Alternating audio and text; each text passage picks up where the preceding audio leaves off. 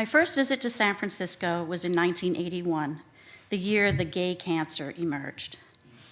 By the time the disease was named AIDS in September of 1982, my older brother Peter had already experienced the loss of dozens of friends and neighbors. Every day someone else developed symptoms, he told me in one of our monthly phone calls. Guess it's just a matter of time for me.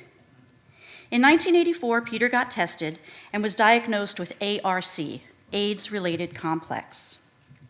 What does that mean? I asked over the telephone.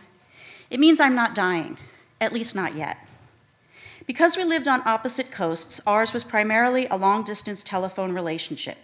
And while Peter stayed physically healthy over the next 5 years, his life was consumed with suffering and death of countless friends. He fell into a deep depression and started drinking heavily. His phone calls started with his rage about the lack of attention from the world and ended with his sobs about the guilt he felt at still being alive. He left voice messages threatening suicide and went on binges with his phone off the hook for weeks at a time. I was worried. I wanted to be supportive, but it seemed impossible from 3,000 miles away. In 1987, I bought a one-way ticket to San Francisco. But after 4 months sharing Peter's one-bedroom cottage and observing firsthand all of the sickness and death that surrounded him, I wimped out and abandoned my brother. Then his best friend was diagnosed and died. Then Peter graduated from ARC to full-blown AIDS. He spent the next decade as a pioneer in living with the disease. He signed up for all of the clinical drug trials.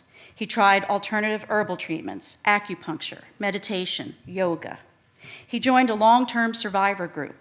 Through it all, he kept me posted in our monthly calls. How are you feeling? You sound funny, I said. It's the lesions in my mouth. It's called hairy leukoplakia. Ugh, sounds gross. It's really painful. Mega doses of acyclovir clears it up, but then I get bloody diarrhea. But that helps get rid of the parasites eating my intestines. It's just a drag when I can't hobble to the bathroom in time because of the plantar's warts on the bottom of my feet. But you know, little sister, it's all nothing compared to the eyeball injections I need to clear up the CMV, cyclomegalovirus, in my eyes. I don't want to go blind. What's your T-cell count? Below 10, he mumbled.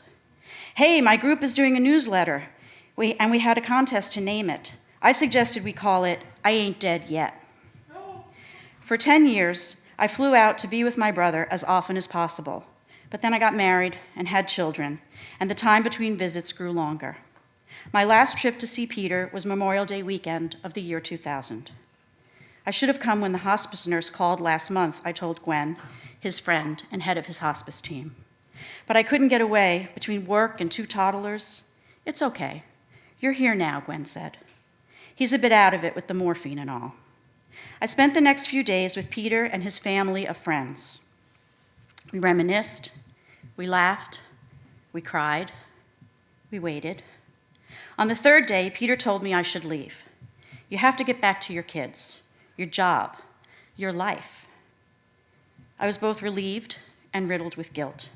I kissed his forehead and told him I was sorry for abandoning him again. The phone call came on May 30th.